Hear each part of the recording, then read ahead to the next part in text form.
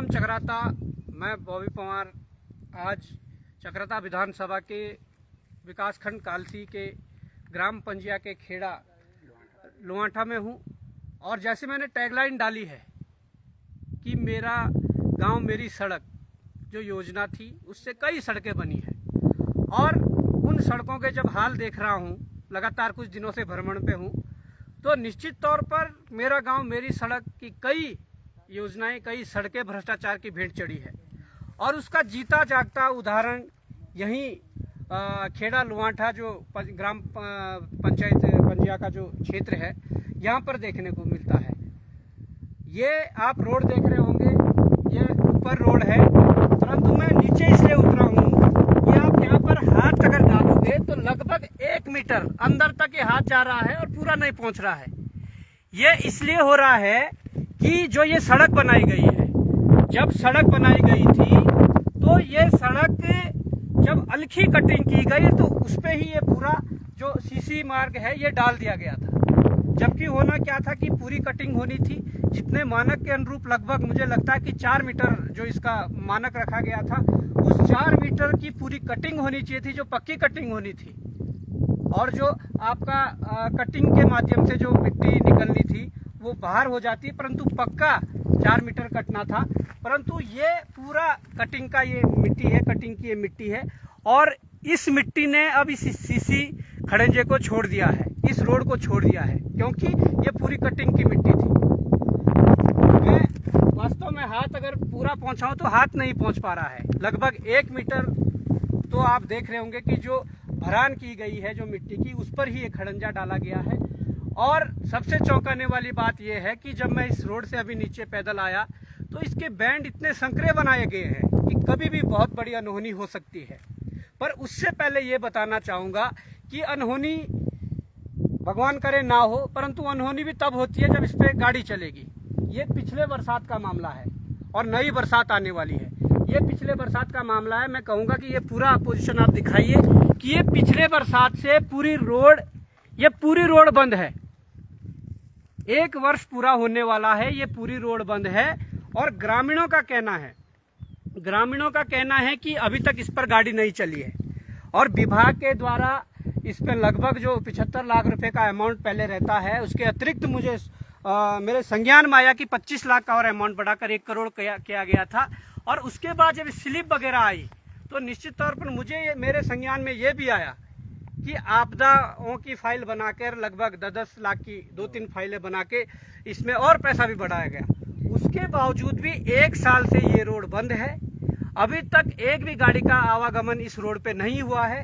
हफ्ते भर पहले इस गांव में एक व्यक्ति बहुत ज़्यादा बीमार हो गए थे, उसको रात को उठाकर ग्रामीणों के द्वारा बहुत नीचे से उठाकर ऊपर मुख्य सड़क तक पहुंचाया गया, जो कि बड़ा दुर्भाग्य है कि 1 साल पहले ये रोड कटी थी। 1 साल से ही पिछली बरसात से ये रोड बंद पड़ी हुई है। ग्रामीणों के द्वारा समय समय पर यहाँ के जेई को, यहाँ के तहसील में जाकर, ब्लॉक में जाकर और डीएम कार्यालय जाकर अपनी परेशानियों को रखा, अपनी समस्याओं को रखा।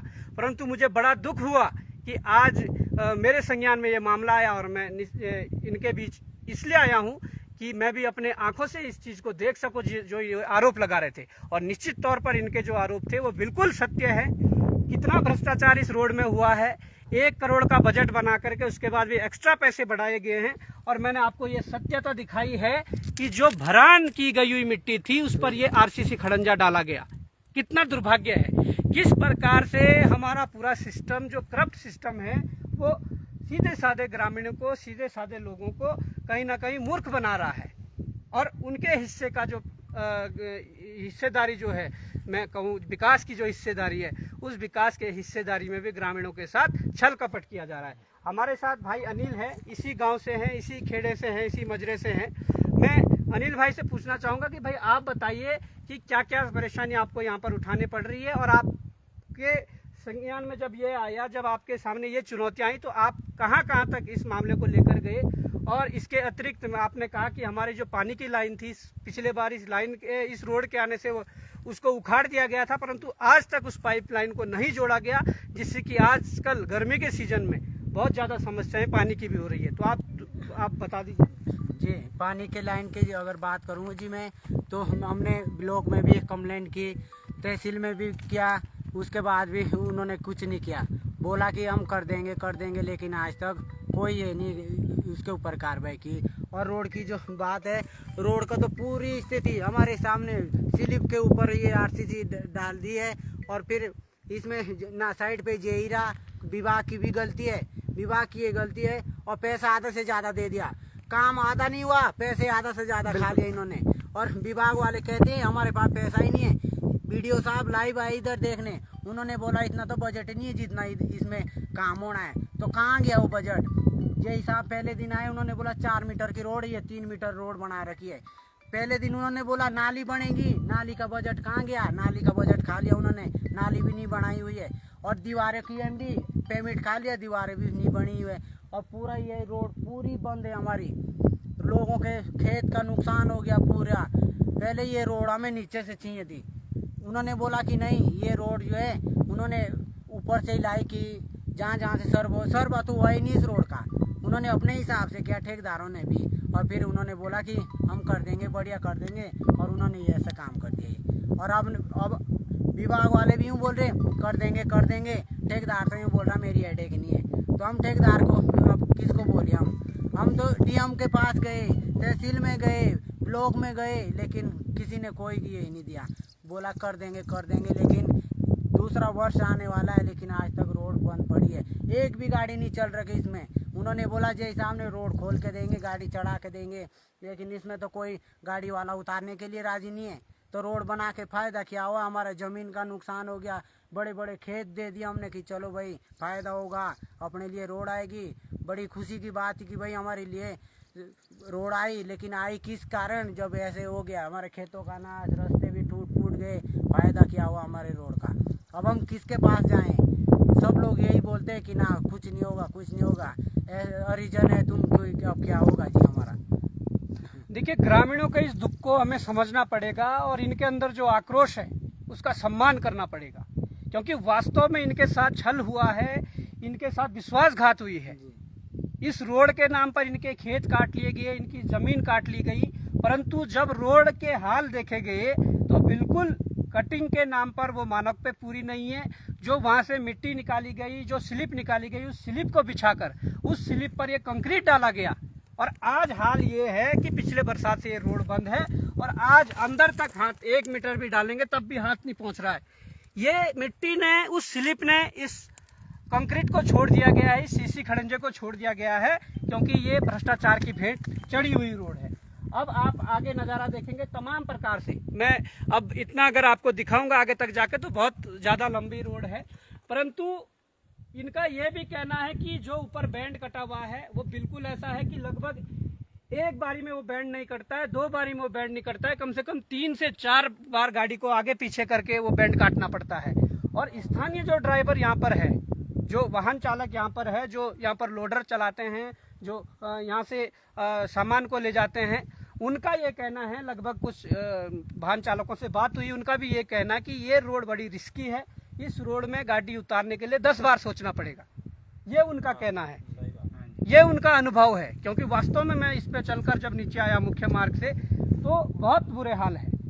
तो मैं देहरादून जिले के जो सीडीओ हैं उनसे ये कहना चाहूँगा कि आपकी जिम्मेदारी है कि मेरा गांव मेरी सड़क योजना के अंतर्गत कितनी सड़कें बनी है, किन किन सड़कों में इस प्रकार का भ्रष्टाचार हुआ है।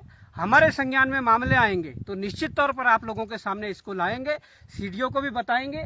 अभी क्षेत्र में हूँ, 2-4 दिन में जाकर जब देहरादून जाऊंगा तो निश्चित तौर पर सीडीओ से मुलाकात करके इसका हिसाब लिया जाएगा। ग्रामीणों का कहना कि हमने अपने खेतों को कटवाया, सारा नुकसान करवाया, बहुत सारी चीजें हैं, पर राजस्व की भी तो हानि हुई। जो पैसा था सरकार का, जो जनता का पैसा है, उस पैसे की बर्बादी इस रोड में हुई है। और ना जाने ऐसी कितनी सड़कें होंगी, इस पे रिसर्च हमें भी करना पड़ेगा। और इनका आरोप ठेकेदार को लेकर है, ठेकेदार ने कहा, ठेकेदार कहता कि मेरे कोई अटैक नहीं है इसमें, मैं नहीं इसको साफ कर सकता। और जेई का इन्होंने जिक्र किया, जेई का भी कहना है कि हम क्या कहा उन्होंने, जेई ने बोला कि हम करवाएंगे और करवा नहीं रहे। जेई साहब से बात हुई, वो बोले कि अब ऐसा है मैं स्लिप हटवा दूंगा, बाकी जी अब मेरे को अपने जेब से लगाने पड़ेंगे। और ठेकेदार तो बोला करवा नहीं रहा, अब मैं अपने जेब से लगाने पड़ेंगे। मैंने बोला अपने जेब से क्यों लगा रहे, सरकार ने पैसा दे रखा है 70,000 75 लाख जो भी दिए, 1 करोड़ तक आगे बजट, तुम योजना लाओगे, पैसे अपने जेब में डालोगे, काम यही होगा। काम को काम के तरीके से करो ना जी, जैसे काम। देखिए, अपने जेब से लगाने की नौबत तो आनी नहीं चाहिए थी, जितना भ्रष्टाचार इसमें हुआ है, जो साफ साफ दिख रहा है।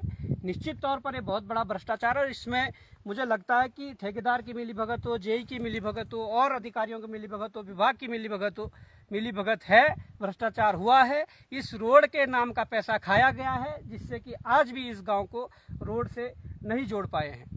अब मामला यह है कि हम ग्रामीणों की जो समस्या है, इनके द्वारा जो प्रत्यावेदन पहले भी कई स्तरों पर दिए गए हैं, वो जिला स्तर पर हो या ब्लॉक स्तर पर हो, उन प्रत्यावेदनों को भी देखेंगे। और इसके आगे इसके लिए निश्चित तौर पर हम आपको विश्वास दिलाते हैं कि इसमें कार्रवाई होगी, निश्चित तौर पर होगी। इसमें जेई दोषी है, इसमें ठेकेदार दोषी है, इसमें कोई और अधिकारी दोषी है, विभाग दोषी है, उनके लिए उनकी ठीक जगह, उनकी सही जगह जहाँ पर है, उनको वहाँ पहुँचाने का काम करेंगे। और मैं कहना चाहूँगा प्रदेश के अन्य युवाओं को भी कि अगर आपके गांव में भी मेरा गांव मेरी सड़क योजना के नाम पर इस प्रकार से सड़कें बनी है और वो मानकों पर खरी नहीं उतरी है, मानकों पर नहीं बनी है, तो निश्चित तौर पर वो आंकड़ों को, उन चीज़ों को आप हमारे सामने लाइए या उसको जनता के सामने लाइए, तभी इस प्रदेश को इस भ्रष्टाचार से बचाया जा सकता है, जो इन लोगों ने एक बहुत बड़ी चैन बना ली है। तो हम इसकी कार्रवाई के लिए आगे देहरादून के सीडीओ से भी मुलाकात करेंगे 1-2 दिन में, और इसका पूरा ब्यौरा उनसे लेंगे। जय हिंद, जय भारत, जय उत्तराखंड।